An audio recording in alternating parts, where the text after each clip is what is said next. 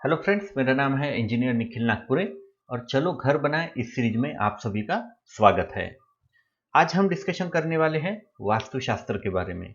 Guys, वास्तुशास्त्र एक combination है जिसमें आपको साइंस भी देखने को मिलेगा, आर्ट देखने को मिलेगा, आपको आर्किटेक्चर मिलेगा, एस्ट्रोनॉमी यानी कि खगोल शास्त्र मिलेगा, आपको एस्ट्रोलॉजी भी यानी कि जो ज्योतिष विद्या होती है इसका भी आपको इसमें ज्ञान पूरा का पूरा मिलेगा। वास्तुशास्त्र बहुत ही डीप सब्जेक्ट है, आप इसको जितना पढ़ोगे उतना कम है। आप इसमें जितना डीप स्टडी करते जाओगे उतना ही आपको ज़्यादा मजा आते जाएगा।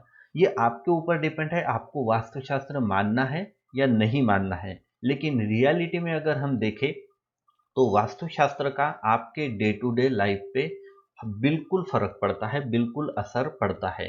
क्योंकि वास्तुशास्त्र स्टडी क्या है? वास्तुशास्त्र एक ऐसा स्टडी है जो हमें हेल्प करता है कनेक्ट होने के लिए नेचर के साथ। ठीक है, तो वास्तुशास्त्र के हिसाब से जैसे कंस्ट्रक्शन करना बोलते हैं तो उसका बेनिफिट आपको क्या मिलता है कि आप नेचर के साथ जो आपकी रंगत संगत है वो आपको ज़्यादा मिलती है। आप ज़्यादा कनेक्टिविटी बना पाते हो नेचर के साथ, जो कि बहुत ज़रूरी है। आप चाहे इसे माने या ना मानो, लेकिन इस बात को कोई भी झुठला नहीं सकता कि सूरज जो है वो पूरब से ही उगेगा और पश्चिम में ही उसका अस्त होना है।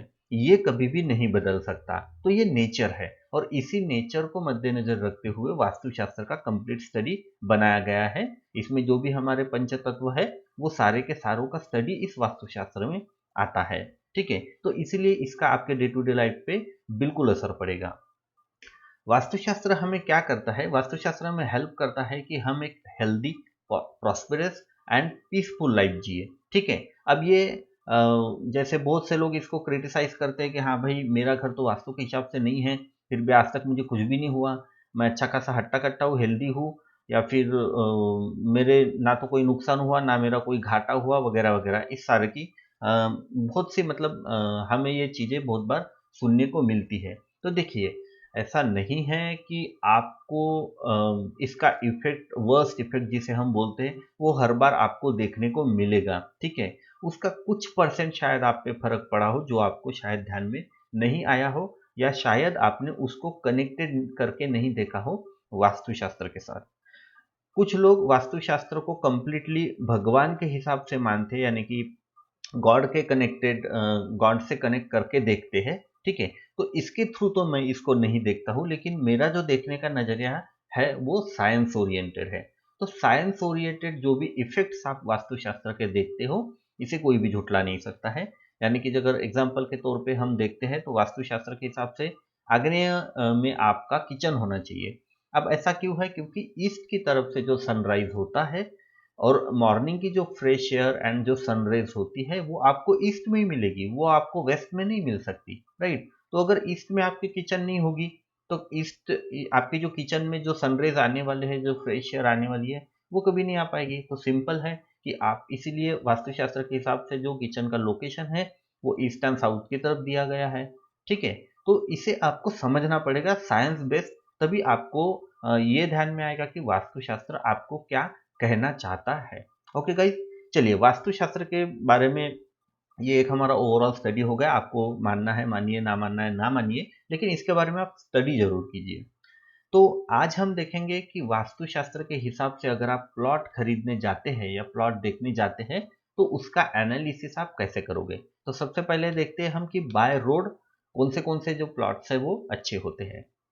अगर आपका प्लॉट नॉर्थ फेसिंग है तो आपका प्लॉट बेस्ट है, बिल्कुल बेस्ट है इसके हिसाब से। यानी कि वास्तु के हिसाब से अगर आप घर का आप प्लान बनाओगे रेसिडेंशियल प्रोजेक्ट के लिए आपके, तो इसमें वो बेस्ट ऑफ द बेस्ट बैठेगा। अगर आपका ईस्ट ओरिएंटेड है फिर भी आपका प्लॉट बेस्ट है, कोई प्रॉब्लम नहीं है, इसमें आप वास्तु के हिसाब से घर बनाओगे तो बहुत बढ़िया बैठेगा। अब जो लोग बिना वास्तु को मानते ही नहीं है तो उनको तो कोई फर्क ही नहीं पड़ेगा, चाहे प्लॉट कौन से भी रोड कौन से भी डायरेक्शन में हो। ठीक है, क्योंकि वो प्लान भी वास्तु के हिसाब से नहीं बनाने वाले, इसलिए फर्क नहीं पड़ता है कि उनका प्लॉट वास्तु के हिसाब से है या नहीं है।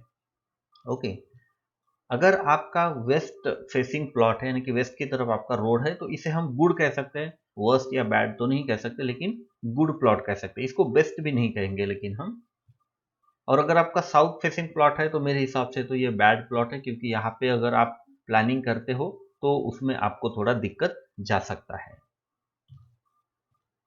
अगर आपका प्लॉट के आजू बाजू मतलब दो रोड्स है, ओके, आपके प्लॉट को दो रोड्स अवेलेबल है, तो इस केस में क्या होगा कि अगर आपका नॉर्थ एंड ईस्ट साइड में अगर आपका रोड है तो ये बेस्ट प्लॉट है।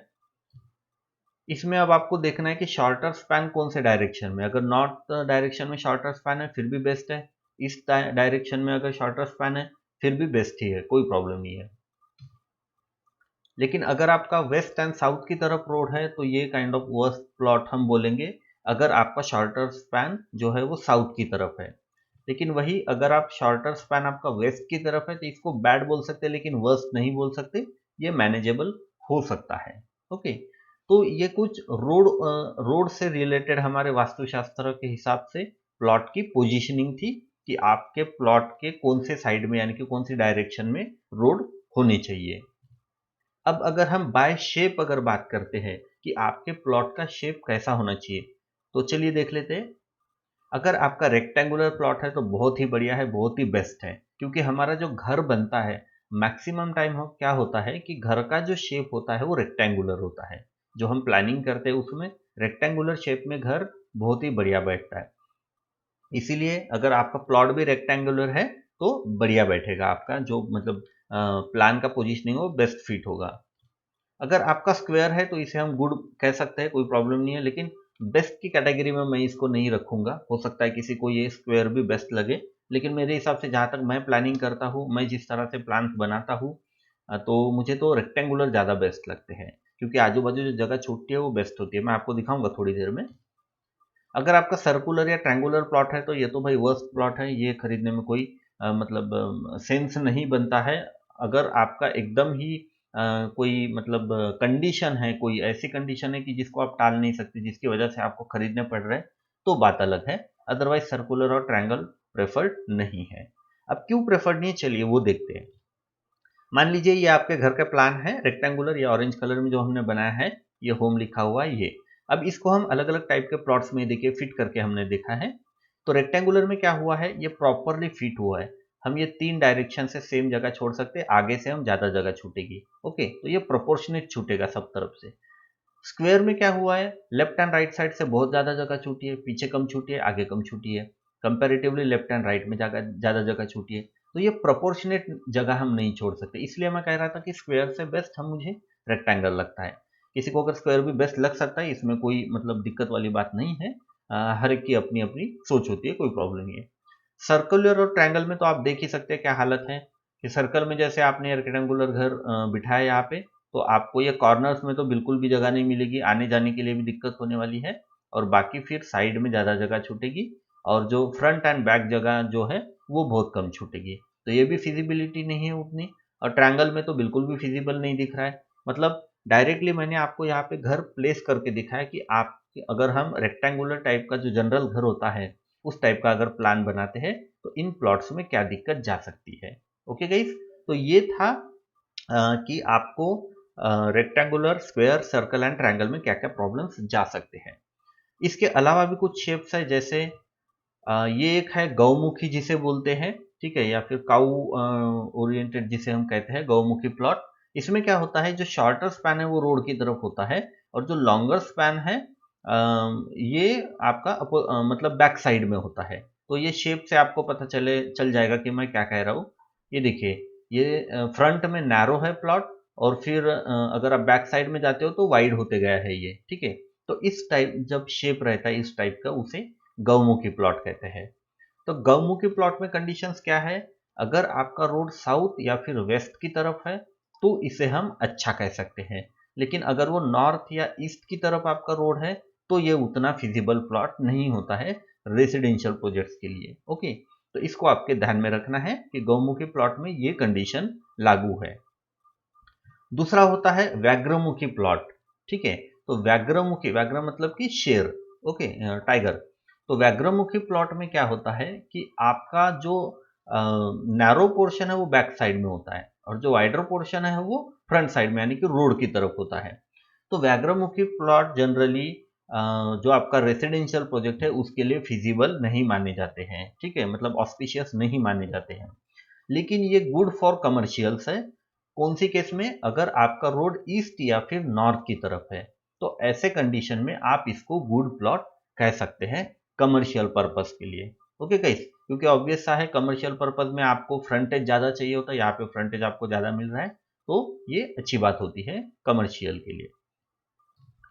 इनके अलावा भी कुछ छोटे मोटे पॉइंट्स है जो आपको ध्यान में रखना है, जैसे कि आपका जो प्लॉट है वहां से कोई गवर्नमेंट का सीवर लाइन ना गया हो या किसी औरों का सीवर लाइन ना गया हो, आपके प्लॉट के ऊपर से कोई इलेक्ट्रिक लाइन या इलेक्ट्रिक वायर्स ना गए हो, इसका आपको ध्यान में रखना है। आपका जो वाटर टेबल है आपके एरिया में वो हाई होना चाहिए, जैसे कि हमने पिछले वीडियोज में डिस्कस किया था। गुड सॉइल कंडीशंस होनी चाहिए, ऑब्वियस सी बात है। तो इनको हमने टेक्निकली देखा था, वास्तुशास्त्र भी इन सारी चीज़ों को खुद में इंक्लूड करता है। ओके गाइस, तो ये थे कुछ पॉइंट्स रिलेटेड टू वास्तुशास्त्र की अगर आप प्लॉट खरीदने जाए तो आपको कौन से पॉइंट्स ध्यान में रखने हैं। अगर आप वास्तुशास्त्र को मानते हैं तो इन पॉइंट्स को जरूर ध्यान में रखिए। अगर आप वास्तुशास्त्र को नहीं मानते हैं, उसके बावजूद भी अगर पॉसिबल है तो इन चीज़ों का जरूर ध्यान रखिए। आपको फ्यूचर में जाके इन सभी चीज़ों का कहीं ना कहीं पे बेनिफिट जरूर होगा।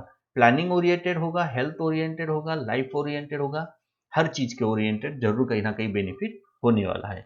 ओके गाइस, तो ये था आज का हमारा वीडियो। आई होप आपको पसंद आया होगा। लाइक कीजिए, शेयर कीजिए, कमेंट कीजिए, सब्सक्राइब कीजिए और बेल आइकन दबाना ना भूलिए। चलिए मिलते हैं नेक्स्ट वीडियो में। Thank you.